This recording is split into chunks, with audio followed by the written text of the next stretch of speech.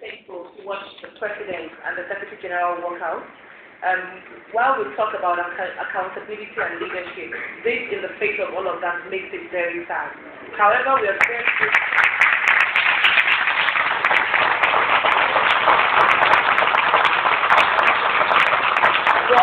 very grateful to all the eminent personalities and all the wonderful people on this table who make time out to stay and remain with us, thereby treating us and believing that we are indeed important.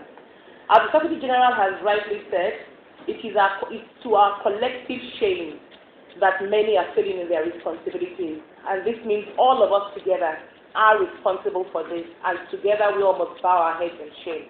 Talking about human rights, one thing has been said clearly. Human rights abuse is a betrayal of the pact made by government to govern,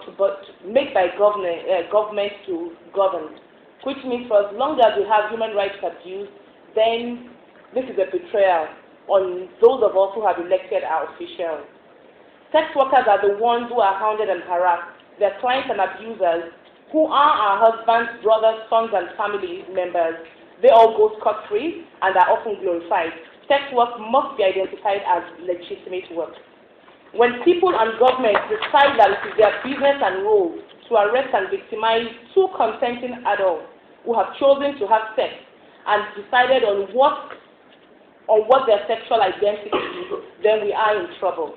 We must have fair treatment without fearful treatment, and this is something that should mean that all citizens are equal, whether gay, lesbian, transgender, transsexual, or men who have sex with men.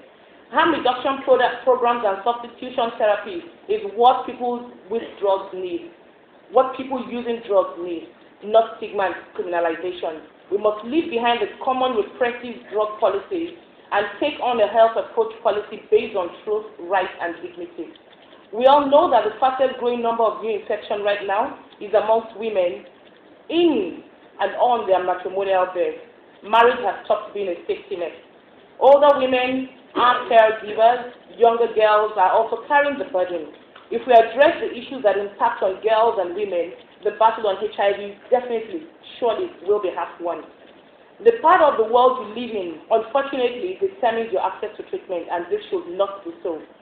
Our babies are now becoming young men and women, and our programs must take this into consideration, that those of us who had children born with HIV some many years ago are now young men and women, and we must, all the programs we have, must put them at the center of this pandemic and give them a meaningful role to play. While we celebrate our achievements and progress, let's remember that 7 million people are still waiting on the treatment line. Yes, we have achieved 3 million, but it means that by 2010, in 2 years' time, we have 7 million lives to save. And so, we should remember that we have men, women, gay men, lesbians, people who use drugs, children, transgender, people with physical and mental disabilities who must be reached by 2010. And let's not just stop working on those sexy people to deal with. Even migratory birds have laws and treaties that protect them. However, people living with HIV do not. We have had a call today that we should abolish all HIV-related travel restrictions, and the call is that no high-level meeting should be held in the country that has travel restrictions. HIV is not a disease of the poor, it is a disease of the working class. We must have increased public and private investment for workplace initiatives through educational programs, prevention, care, support, and treatment programs. If we do this, if we follow and go by this rule, definitely we will win this war. We look forward to seeing you in 2010, and we are hoping that most of us will still be alive and that the 7 million people who are waiting for treatment will not die. Finally, let's remember that if we do not have universal standards, we cannot claim universal access. Universal access means universal standards, and the standard of care should not be determined by the part of the world we live in. Thank you very much.